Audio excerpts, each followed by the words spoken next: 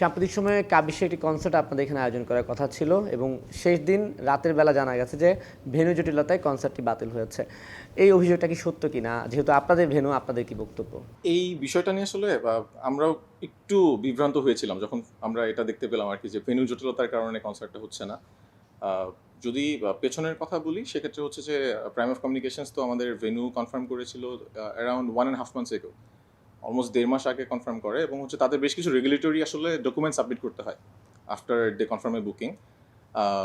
কিছু regulatory documents তারা submit করতে পেরেছিল, বাট ডিএমপি থেকে একটা ফাইনাল ক্লিয়ারেন্স প্রয়োজন হয় before they do any sort of হচ্ছে আপনার পাবলিক ইভেন্ট। ঠিক আছে, সো এই জায়গাটাতে আমাদেরকে, আমি যদি বলি 3rd ডিসেম্বর থেকেই হচ্ছে যে একটা, আমরা আমাদের এন থেকে একটু চাচ্ছিলাম ডকুমেন্টসগুলো আসলে যেন যত দ্রুত সম্ভব আমাদেরকে সাবমিট করে, কারণ উইদাউট দিস এনওসি আমরা আসলে কাউকে অ্যালাউ করতে পারি না যে কোনো প্রকার শো এখানে হোস্ট করবে। 12 তারিখে শো ছিল, 11 তারিখ থেকেই হচ্ছে, না সরি 10 তারিখ থেকে হচ্ছে আমরা, তখনও আমরা যেহেতু ডকুমেন্টসগুলো পাইনি, তখন আমাদেরকে হঠাৎ করেই হচ্ছে অর্গানাইজার টিম থেকে জানানো হলো হচ্ছে যে তারা ওপেন এয়ার শো পারমিশন পাচ্ছে না। সো তারা যদি হচ্ছে একটা ইনডোর ভেন্যু সিকিউর করতে পারে তাহলে হয়তোবা তারা পারমিশনটা পাবে। সিন্স আমাদের একটা ইনডোর ভেন্যু আছে, আমরা তখন তাদেরকে বললাম যে তাহলে ডেফিনেটলি মানে ইফ ইউ থিঙ্ক যে সেটা সম্ভব, তা আমরা আমাদের এন থেকে কোনো আসলে কমপ্লাই করবো, কোনো সমস্যা নেই, যেভাবে সহযোগিতা করা যায় উই উইল ডু দ্যাট। এবং তারা হচ্ছে আমাদের ইনডোর ভেন্যুটাও রেকি করে আসলো, ভিজিট করলো, এবং হচ্ছে আর ইভেন্ট কিন্তু এমন না যে আমি আজকে প্ল্যান করলাম, মানে আগের দিন আমি ক্যান্সেল করে পরের দিন একটা শো করলাম, আর আবার কোথাও হুট করে যদি তার পারমিশন পায়, এটাও কিন্তু সম্ভব হয় না হোস্ট করা, কারণ আমাদের এখানে সিকিউরিটি প্ল্যানিং লাগে, আমাদের ক্রাউড কন্ট্রোল প্ল্যানিং লাগে, আমাদের যেহেতু আমাদের ভেন্যুতে সিকিউরিটি ফুল কন্ট্রোলটা আমরা রাখতে চেষ্টা করি, আমাদের আরেকটা টিম আছে ইউজিএসএসএল, তারাই হচ্ছে সিকিউরিটিটা প্রোভাইড করে থাকে। সো এখানে 1 থেকে 150 সিকিউরিটি পার্সোনালের ইনভলভমেন্ট থাকে। সো একটা বড় আয়োজন, আমরা কিন্তু একসাথে বসেছিলাম, we had the crowd control planning, traffic planning, কোথায় কীভাবে আমাদের পার্কিং হবে, এভরিথিং ওয়াজ দেয়ার। ওই যে বলবো ল্যাকিংয়ের জায়গাটা ছিল যেটা হচ্ছে আপনার রেগুলেটরি পারমিশন, যে বিষয়টা, এটা তারা আসলে সিকিউর করতে পারেনি, এবং I think this is the primary reason যার জন্য শোটা আসলে হয়নি। আপনার বক্তব্য থেকে যেটা জানতে পারলাম যে ভেন্যুর কোনো জটিলতা ছিল না। আসলে তাহলে জটিলতাটা কোন জায়গায় ছিল? আপনাদের কাছে কি কোনো ক্লিয়ার বক্তব্য আছে কিনা? প্রাইম অফ কমিউনিকেশন তো ভেরি রেপুটেড একটা আমি বলবো হচ্ছে আপনার এজেন্সি, এবং তাদের যে কর্ণধার যিনি আছেন উনি একজন স্বনামধন্য আপনার ব্যান্ডের লিড ভোকালিস্ট আর কি, হ্যাঁ, তারও একটা মোটামুটি সুনাম আছে। তো ভাইদের সাথে আমরা বসেছিলাম যে আসলে স্টেটমেন্টটা কেন বিভ্রান্ত করার একটা স্টেটমেন্ট গেল, এবং আমরা তাদের সাথে ফর্মালি যোগাযোগ করেছি যে এই ধরনের যদি কমিউনিকেশন তাদের এন্ড থেকে গিয়ে থাকে, তার ক্লিয়ারেন্স যেন আমাদেরকে একটা দেয়, বা তাদের একটা স্টেটমেন্ট যেন আমাদের সাথে শেয়ার করে, ফর্মালি যেন শেয়ার করে। কারণ হচ্ছে যে আসলে আমরাও তো আসলে এন্টারটেনমেন্ট ইন্ডাস্ট্রিতে কাজ করছি। বাংলাদেশে তো আসলে ইন্ডাস্ট্রিটা খুব অল্প কিছু প্রতিষ্ঠান কাজ করছে এই জায়গাটা নিয়ে। পরবর্তীতে আসলে ইন ফিউচার যারা ইভেন্ট হোস্ট করার চিন্তা ভাবনা করবে, তাদেরও একটা বিষয় থাকে যে আসলে আমি কোন ভেন্যুতে যাচ্ছি।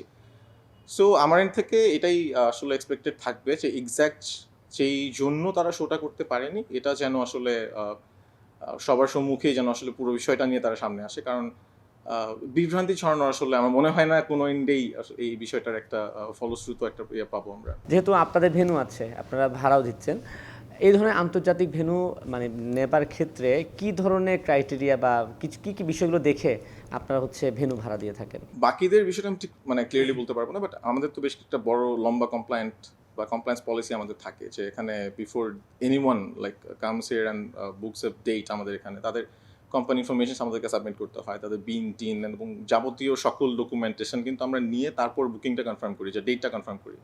অ্যান্ড লাস্টলি হচ্ছে আপনার এই ডিএমপি থেকে যে আসলে ক্লিয়ারেন্সটা লাগে, এটা ছাড়া কাউকে অ্যালাউ করাও হয় না।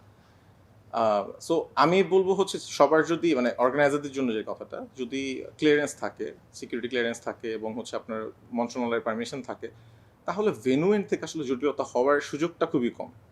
কারণ এবং আগের রাতে হওয়ার সম্ভাবনা খুবই কম, কারণ হচ্ছে যে প্রতিটি এজেন্সি কিন্তু আমাদের ক্লায়েন্ট, রাইট? যেহেতু আমাদের ভেন্যু তারা বুক করছে, এখানে ইভেন্ট করছে। আর আমাদের এন্ড থেকে আমরা কিন্তু পাবলিক ইভেন্টস খুব কম করে থাকি, আপনি যদি জেনে থাকবেন না, কোর্ট সাইড থেকে আমরা মোস্টলি কর্পোরেট ইভেন্টস এবং হচ্ছে প্রাইভেট ওয়েডিংস, এই ধরনের প্রোগ্রামগুলো বেশি প্রমোট করি। তো ইট ওয়াজ ভেরি ফার্স্ট টাইম আমরা একটা কনসার্টকে অ্যালাউ করেছিলাম ফর হোস্ট সাচ ইভেন্ট, কারণ কাফিশ ওয়াজ এ কিছু ঠান্ডা ধরনের এক ধরনের একটা ব্যান্ড, সো আমরা আমাদের সাথে তারা যাচ্ছিল। সো আমরাও আসলে শিক্ষা নিব যে ইন ফিউচার যেন আমাদের কমপ্লায়েন্স পলিসিটাতেও আরও কিছু স্টেপ আমরা আনতে পারি। যে বিষয়টা হয়তো বা বিভ্রান্তিকর সিচুয়েশনে আমাদেরকেও হয়তো বা পড়তে হবে না। প্রথমত হচ্ছে যে আপনার যারা অর্গানাইজার তাদের প্রাতিষ্ঠানিক আপনার যদি বলি আসলে বেশ কিছু তাদের ট্রেড লাইসেন্স থেকে শুরু করে বিন টিন আদার আপনার ফর্ম অফ হচ্ছে আপনার মানে তাদের একটা ব্যবসায় প্রতিষ্ঠানে তো আসলে একটা পরিচয় থাকে।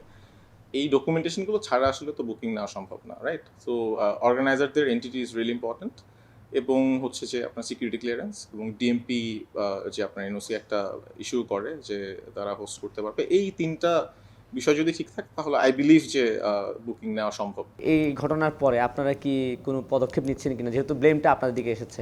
এই বিষয়টাতে আসলে আমি সরাসরি এখনো কোনো কথা বলতে চাচ্ছি না, কারণ হচ্ছে যে আমরা অলরেডি আমাদের এন্ড থেকে বেশ কিছু এক্সপেকটেশন আছে তাদের থেকে, যে তারা তাদের একটা ক্লিয়ারেন্স আমাদেরকে ফর্মালি আমাদেরকে জানাবে যে কেন এই ধরনের কমিউনিকেশনটা পাবলিকলি গেল, এবং হচ্ছে যে তাদের এন্ড থেকে আসলে আমরাই জানতে চাই যে আসলে ওভারঅল এক্স্যাক্ট ঘটনাটা কি ঘটেছিল। তো আই হোপ অর্গানাইজার যারা আছেন তাদের এন্ড থেকে আমার মনে হয় যে একটা ক্লিয়ার পিকচার আমরা ভেরি সুন দেখতে পাবো বা জানতে পারবো আর কি। ঠিক আছে, তার মানে সবশেষ কথা হচ্ছে যে ভেনু জটিলতায় কনসেপ্ট বাতিল, এটা আসলে একটা মিথ্যে মানে এটা আসলে মানে প্র্যাকটিক্যালি বলতে গেলে এটা আসলে একটু মানে it's very hard to digest the thing, যে আসলে লাস্ট মিনিটে যদি আপনার ক্লায়েন্ট আপনাকে বলে যে আপনি, এটা আসলে হয় না, রাইট? সো আই থিঙ্ক এই জায়গাটাতে আসলে আমার মনে হয় আমাদের কনজিউমার যারা আছে তাদেরও কিছুটা সতর্ক হওয়া উচিত যে কাদের টিকিট তারা পারচেস করছে। At the very same time I think মানে সব এন্ড থেকে আসলে সচেতনতার জায়গা থেকে আমাদের একটু সামনে আসতে হবে।